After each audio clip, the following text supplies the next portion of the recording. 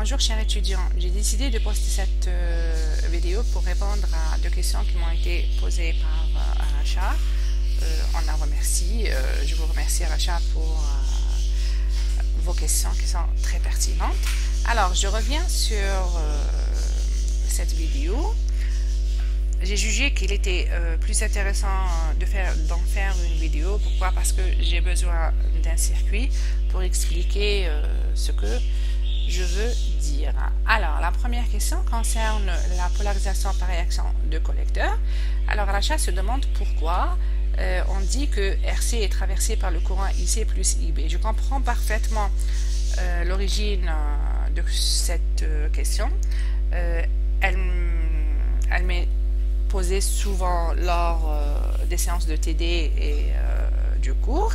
Et je me rappelle même que je me demandais à l'époque, quand j'étais étudiante, comment ça se fait que RC soit traversé par IB. Je comprends pourquoi, parce que pour nous, RC est toujours traversé par le courant IC. Du coup, il porte le même nom. Et on a l'habitude de mettre ici ou là. Pour nous, c'était la même chose. C'était la même chose quand et dans quelles conditions. C'est valable lorsqu'on n'a pas cette branche-là. C'est ça ce qui pose cette différence. C'est pour cela qu'on parle de la polarisation par réaction de collecteur. On a une réaction ici. On a IB qui vient de là et non de la source de polarisation. Du coup, je vais expliquer autrement. Alors, je vais me concentrer sur mon transistor pour déterminer ces trois bornes, base, collecteur, émetteur, comme ça. Voilà, on a la base, on a le collecteur et on a l'émetteur. Mon collecteur est ici. Si je n'avais pas ça, ce point-là et ce point-là sera le même. Et le courant qui vient par là serait le même. Mais là, ce n'est pas le cas parce que juste avant le collecteur, j'ai un nœud. Et c'est ce nœud qui fait la différence.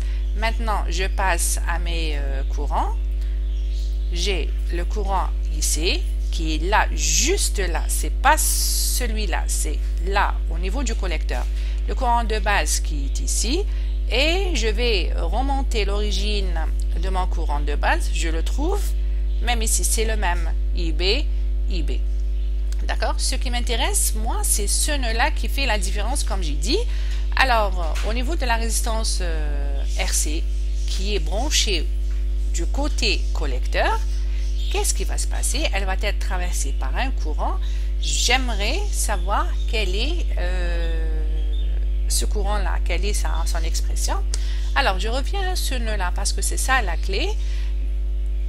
La loi des nœuds dit que la somme des courants entrants, là, sera égale à la somme des courants sortants. Et du coup, là, j'ai IB plus IC. Alors là, ça doit être IC plus IB. C'est ça la réponse à cette question. J'espère que c'est clair. Si ce n'est pas le cas, faites-moi signe et je vais expliquer autrement.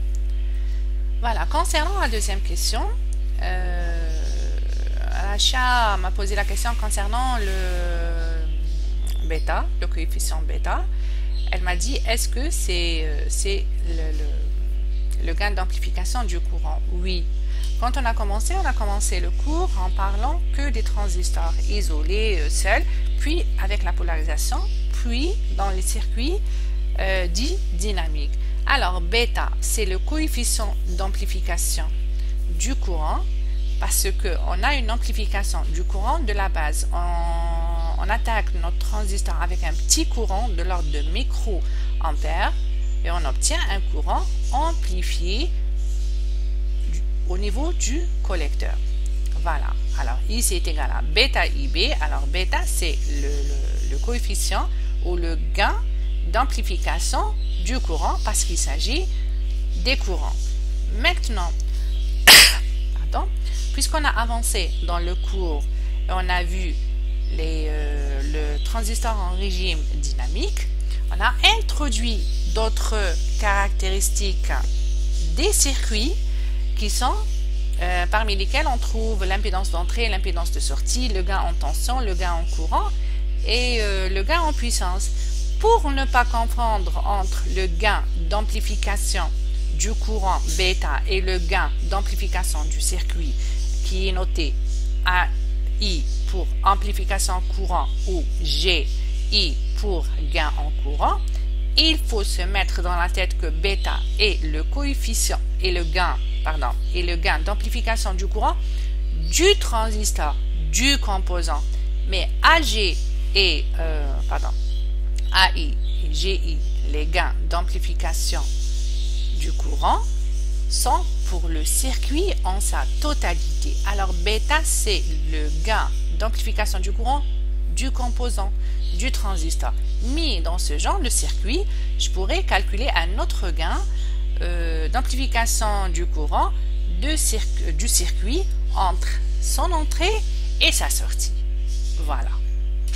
J'espère que c'est clair. Je vous remercie et je vous dis bon courage et à la prochaine, Inch'Allah.